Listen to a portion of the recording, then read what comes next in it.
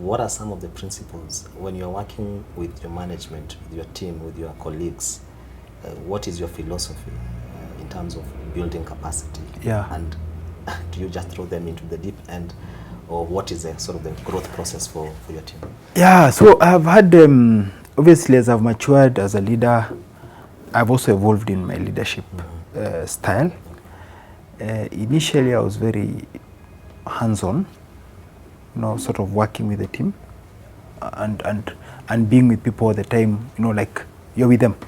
But I reflected and I thought that perhaps it was not very enriching for people. So today what I do is that, especially with my leaders, I really focus on ensuring that this clarity of objective is clear. And then I let you get on with it. And who creates this clarity? We do it jointly.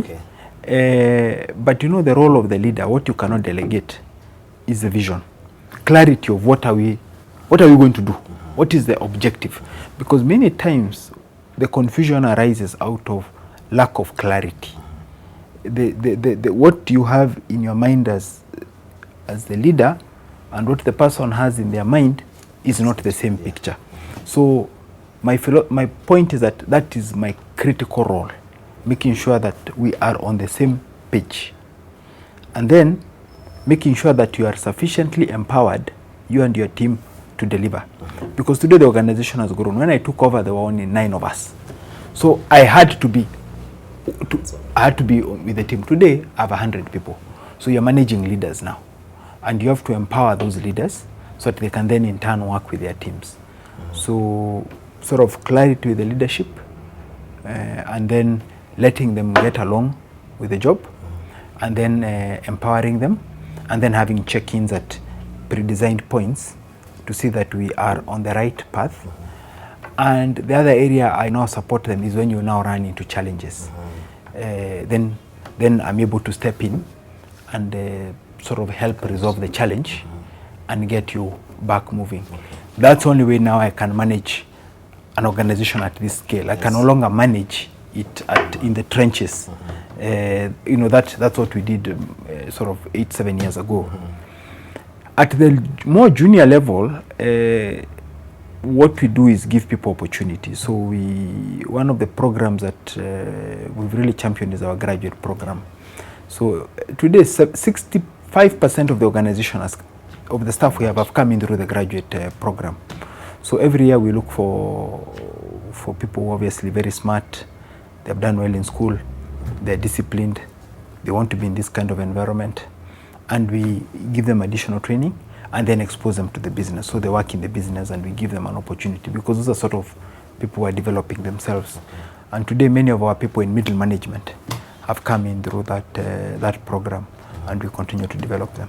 Okay. In the 9 years of being the CEO, what was the most difficult decision you had to make? And that's question 1. Question 2 is, was there a decision you made, an investment decision, that you thought we should not have made this decision? I think I've had many difficult decisions. I'm trying to think which specific one. Yeah, I think the more difficult decisions are around people, when you have had to separate with leaders. Because, you know, with people you get to a point when you have a mission and you realize that the capability of the leader who is responsible for that mission is not sufficient to see you through with the mission. And you therefore have the choice of either reducing the expectations of the mission or letting go of people. And sometimes those are people you've worked with very closely and you have a personal relationship with. And so my more difficult decisions is when I've had to have difficult conversations with leaders where we have to separate. And I think those are difficult because you're dealing with, you know, with emotion. Yeah, the business decisions are very hard facts decisions. Those are not difficult to make. Have we made investments that we wish we did not make? Yes, we did. You know, one of the first investment we sold when I took over was our investment in Rift Valley Railways. We had made that investment in 2007 and we exited in 2009. We invested $5 million We sold at the time for $3.5 million. We made a loss of $1.5 million. It's sort of recognizing your mistake, saying this is not the right thing. And we've been vindicated because subsequently the investors who put in additional money have had to write it off completely. So it's been a total loss for whoever stayed on board. So that was an investment I wish we didn't make. But there's always a learning in everything. Eh? So we've had a lot of learnings. For me, I'm not afraid of making mistakes. In fact, I'm more afraid of doing nothing. So one of our golden rules is around that point. To the effect that it's better to make a mistake trying than to lose an opportunity just out of indecision. So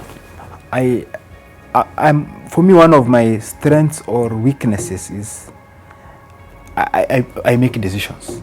Either we are proceeding or we are not proceeding. I like a situation where there's clarity what we are doing, and obviously recognize that some may work, some may not work, but what you want to ensure is that what works is more than what does not work. Yeah. One might be mistaken to think that the decisions that you make have been always right, and that's why you are here. But I'm sure there are failures, sort of things that you look back and say, yeah, that one was, whether it's your personal life or your career or your education, but going back, are there failures that you say, okay, this I failed because 1, 2, 3? Or yeah, we've had even today we have investments that are challenging for us. We've had investments that we've done a lot of work on, because by the time you see us making an investment, chances are that we've been working on it for even 2 years. And we've put in a lot of resources, time, money behind it. And yes, there are a number that I can't go to the specifics that have not panned out. And you look back and you say, okay, then why did it not work? What was the failure? What was the failure point? And we've sort of used those to try to get better. The other areas where I've made mistakes is in recruiting at a senior leadership level. You see, initially the philosophy I took in recruiting is I took my philosophy of recruiting at a junior level to the senior level, where you say, at a junior level, what you want to do is to believe everyone has potential, and then to give them the opportunity. But at a senior level, it's a bit different, because at a senior level, you are hitting the ground running, and when you recruit people in the faith that they can do the job, but they have not necessarily demonstrated the ability to do it, then you're taking a gamble. And I've taken a number of those gambles. Some have paid, but some have also failed disastrously.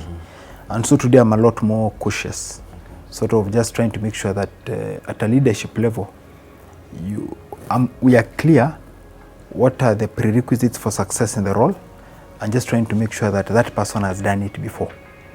So it's sort of like, to give you an analogy, if you are selecting, you're a manager for a national team, and you're going for competition, you want to select players who have already played at that level, who have a track record. Yes.